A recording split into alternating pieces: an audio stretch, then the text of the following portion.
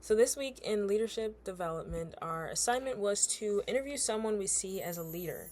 And the goal of our interview was to learn about the leader's journey, challenges, successes, and some key principles that guide their leadership. So, I decided to interview my coworker, Liz, for personal information. Her full name is Elizabeth Gilligan. She works as a med aide at Emmanuel Village, and our connection is basically that I work as a server in the dining section of Emmanuel Village, and the kitchen coordinates with the med aides, nursing staff, and care staff to ensure that every resident gets a meal every day. I chose Liz because I think that she is a natural leader. My coworkers and I kind of have this unspoken rule where if Liz is working, then we know that we're going to get everything done. And that's not to say that we shirk our duties when she's not there, but more so just to say that when she's there, we have this like feeling of assuredness, knowing that someone on the other end is working to ensure our success just as much as we are, and just generally feeling more like carefree or happy when we know that Liz is there because she's just that dependable. So, for background, Liz told me that her inspiration to pursue nursing and working in a nursing home was her mom. Her mother worked in home health care and would basically take care of elderly patients from the comfort of their own homes. So she saw her mom taking care of older folks, and she knew that she wanted to do the same thing herself. She was raised in a single parent household and grew up with the principles of honesty, trust, and being a generous and giving person as the foundation of the way to live her life. And she said that these are the same qualities that she tries to exemplify through her work.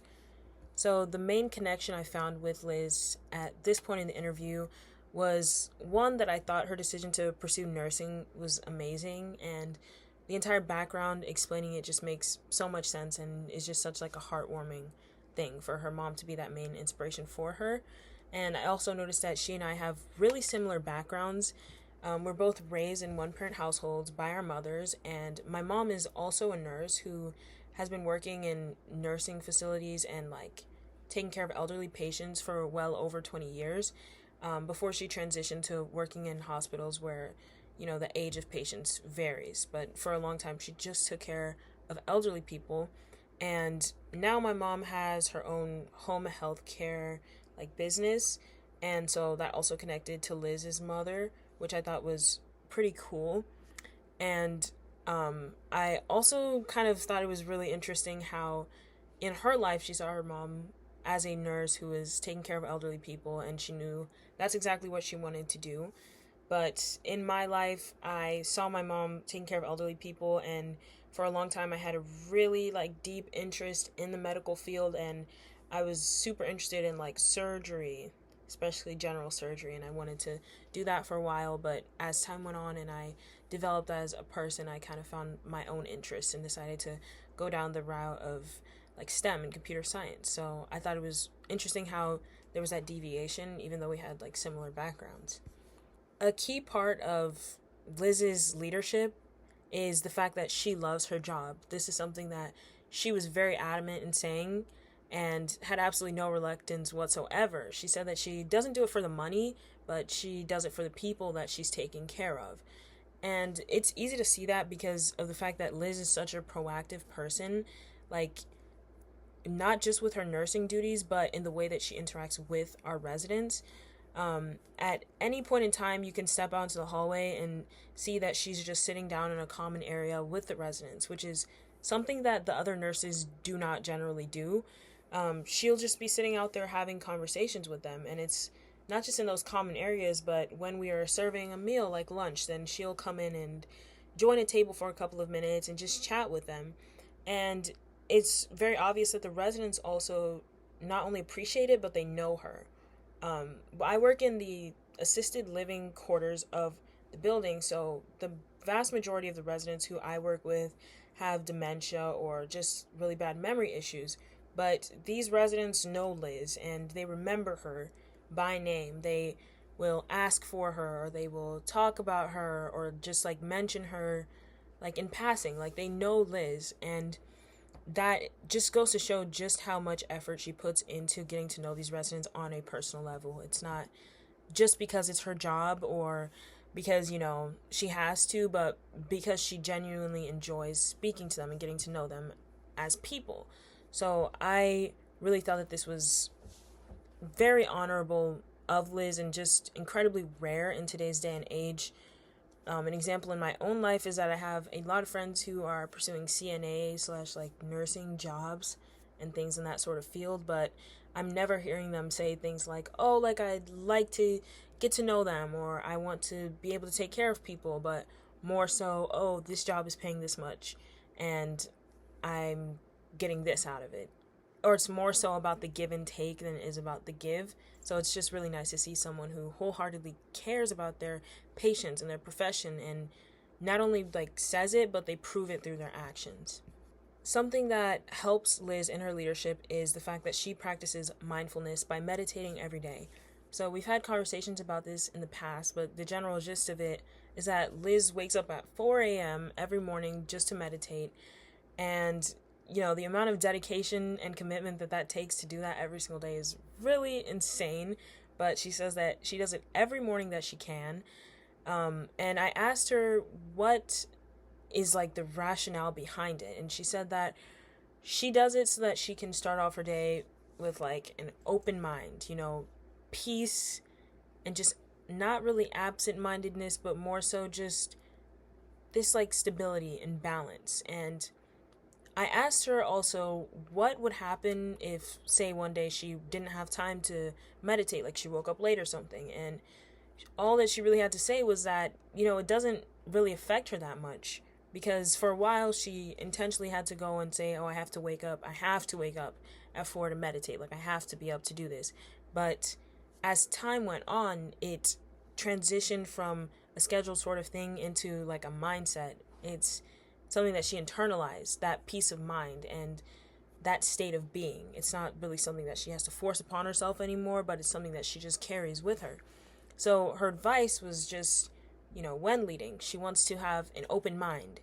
And part of that is like leaving her job at her job, maintaining her peace and keeping the different areas of her life separate.